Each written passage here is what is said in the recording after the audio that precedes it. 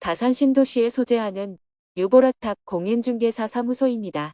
오늘은 주택실거래와 상관관계가 높은 주택담보대출의 금리 움직임에 대해 한번 살펴보는 시간을 가져볼까 합니다. 지난 1년간 주택담보대출 금리는 끊임없이 오르고 상대적으로 주택가격은 가파른 하락세를 이어왔는데 2022년 9월과 12월 각각 규제지역 해제 및 부동산 관련 세제 완화 정책 등을 정부가 내놓으면서 주택담보대출 금리의 하향 안정세와 함께 주택가격 하락세도 둔화되는 양상을 보이고 있습니다. 지난해 12월 주택담보대출 금리는 4대 시중은행 평균금리 기준으로 5.46%까지 상승하였으나 2023년 1월 이후에는 하락하는 양상을 보이고 있습니다. 물론 신용도와 기타 조정금리 정도에 따라 개인별 적용금리의 차이는 분명히 있습니다. 다시 말해서 최저금리는 평균금리보다 더 낮고 최고금리는 이보다 훨씬 더 높을 수 있다는 이야기입니다.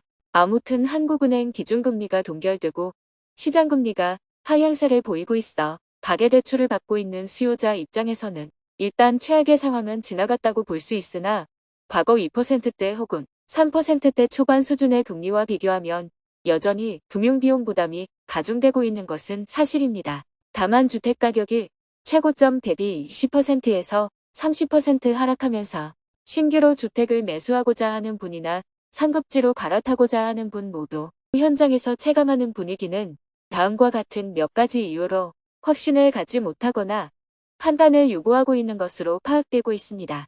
첫 번째는 현재의 주택가격에서 거품이 더 빠져야 한다는 생각을 기본적으로 하면서 1, 2개월 사이에 급매물건이 빠르게 소진되고 그 이상 가격대 매물까지 실거래가 이어지는 최근 상황을 일시적인 현상으로 판단하는 경우입니다.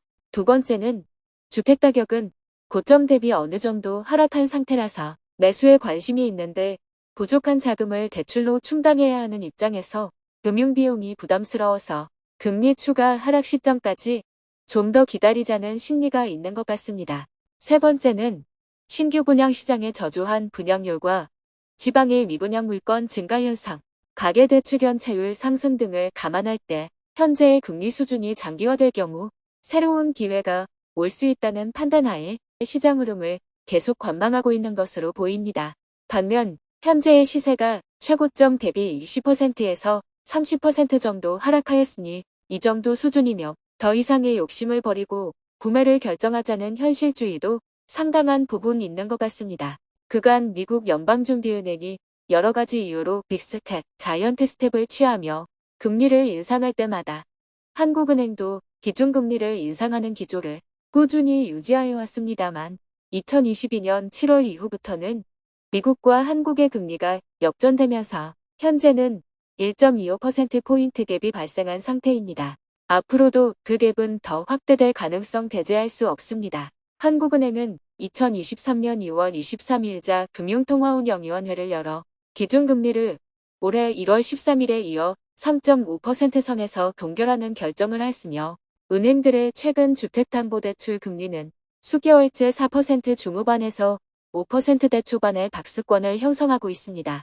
물론 통계금리는 전월 취급된 대출금리를 기준으로 집계되고 있고 반영되기까지는 시차가 발생하기 때문에 현재 신규 취급하는 대출금리와는 다소 괴리가 있을 것입니다. 또한 현재 받고 있는 고금리 변동금리 대출을 4%대 초반에서 3%대 후반까지 예상되는 고정금리 상품, 특례 보금자리론으로 갈아탈 경우 이자 부담은 많이 경감될 것으로 예상됩니다. 주택가격 연착륙과 가계부채 관리 차원에서 정부가 시장에 개입하면서 최근의 흐름은 두 분야 모두 어느 정도 안정화 추세를 보이고 있는 것으로 파악됩니다. 정부의 이러한 다양한 대책과 강한 의지 등에 비춰볼 때 국내외 새로운 경제환경 변화 이슈가 발생하지 않는 한 대출금리는 하향 안정세를 보일 것으로 전망됩니다. 그 근거로는 최근 4대 금융그룹이 높은 예대마진에 편승하여 사선 유례 없는 이익을 시현하고 거액의 명예퇴직금 지급으로 사회적 위화감을 조성한 데 대한 지적과 금융기관의 역할로서 사회적 책임을 강조하는 등 정부기관의 금융권을 향한 강한 메시지가 단적인 예이며 여기에 더하여 주택담보대출의 문제점 중 하나인 약 70% 비중을 가진 변동금리 대출을 특례보금자리론 출시를 통해 낮은 이자의 고정금리로 대환할 수 있도록 길을 열어줌으로써 이른바 영끌족의 이자 부담을 완화하는 데 상당한 의미가 있는 정책을 대안으로 제시한 점이라 볼 수 있습니다. 또한 기준금리 동결로 인해 대출금리 원가에 해당하는 조달금리가 안정화되고 있으므로 앞으로 은행이 대출금리를 결정할 때 가상금리를 낮출 경우 대출금리는 더 내려갈 수 있다는 금융위원장의 발언도 주목할 대목입니다.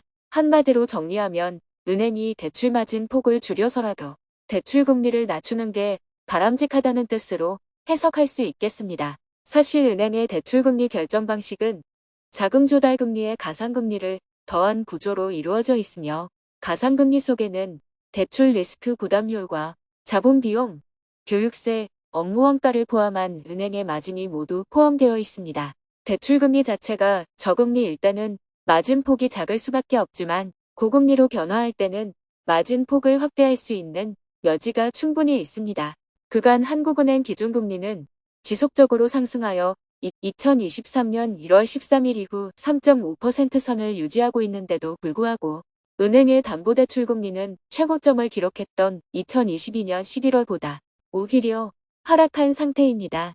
정리하자면 주택담보대출 금리 상승폭은 그간 한국은행 기준금리 상승폭 3.0%포인트에 미치지 못한다는 이야기입니다. 그 이유는 바로 자금 조달 코스트가 낮아진 측면도 있겠지만 은행의 대출금리 마진 부분을 일부 낮춘 부분도 분명히 있다고 생각합니다.